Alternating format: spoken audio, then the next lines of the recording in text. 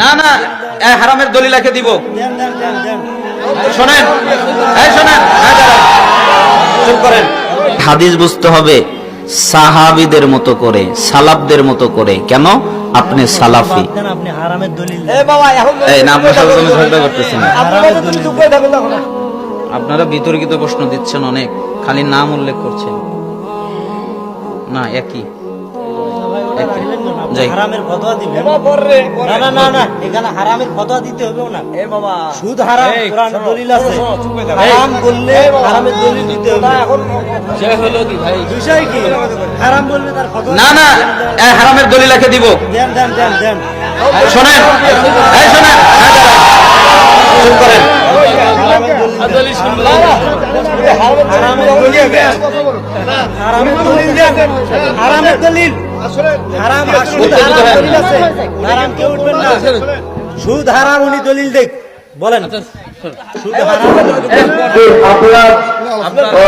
বিতর্কিত করবেন না। যেহেতু একটা সংশোধনের জন্য প্রশ্ন করতেই পারে, তবে আমি যে প্রশ্নটা করেছে উনি উত্তর দিয়ে দিচ্ছেন যে সুর করে ওয়াজ করা যাবে এবং ফুটবেও দেওয়া যাবে মসজিদে।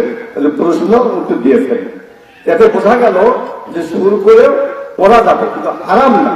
তবে সুর না করে হাদিসে যাই যেভাবে ভাষা জানে, আপনার কণ্ঠ আমার কণ্ঠ কিন্তু এক না, আপনার সুর আমার সুর কিন্তু এক না।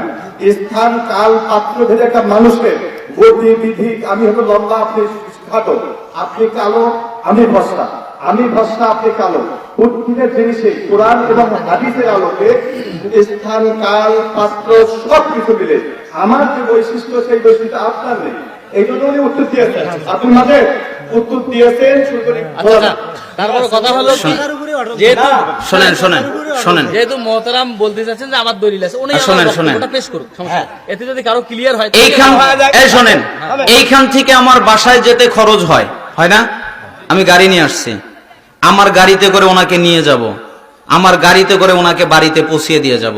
ওনার দলিল যত লাগে, আমার ঘরের ভিতরে বিশাল লাইব্রেরি আছে, কেতাবাদি আছে, আমি তো নিয়ে আসি নাই, আমি নিয়ে আসছি। আমি জানি উনি এই ওয়াজ করবেন, উনি এই ফতোয়া আমার কাছে বিতর্কিত হবে, আমি এটা জানি। আমার কাছে আরবি কিতাব আছে, ওনার সাথে পরিচয়, আমি ওনাকে নিয়ে যাব। উনি তো আমাকে দাওয়াত করছেন, তাই না? আমি তো আর কারো দাওয়াতে আসছি, তা আমি ওনাকে আমার টাকাতে নিয়ে যাব, আমার টাকাতে ওনাকে বাড়িতে পৌঁছায় দিয়ে যাব, কোনো সমস্যা নেই। উনি গিয়ে পড়বেন, পড়ে বুঝবেন, তারপরে যদি ভুল হয় আমাকে বুঝিয়ে দিয়ে আসবেন, সমস্যা নেই। আপনারা চিল্লাচিল্লি করেন না, চিল্লাচিল্লি করেন না। দুইটা দলিল, উনি যে দুইটা হাদিস থেকে দলিল দেন, এই দুইটা হাদিসে হারামের কথা নেই।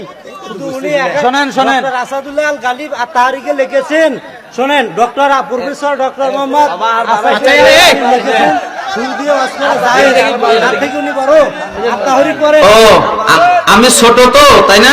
আব্দুর রাজ্জাককে বলেন, আব্দুর রাজ্জাককে বলেন যান, তার কাছে দলিল নিয়ে যান। আব্দুর রাজ্জাক বিন ইউসুফের কাছে যান দলিলের জন্য। আমি ছোট তো, মানে ই করতে পারতেছেন না, উল্টে দেন উল্টে দেন। আগে বলে দিতেন তাহলে কিতাবাতে নিয়ে আসতাম।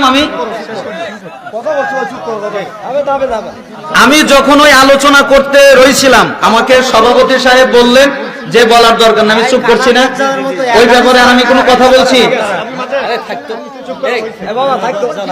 আমি তো বলছি ক্লিয়ার হয়েছে তো, আপনার সমস্যা তো দিছেই।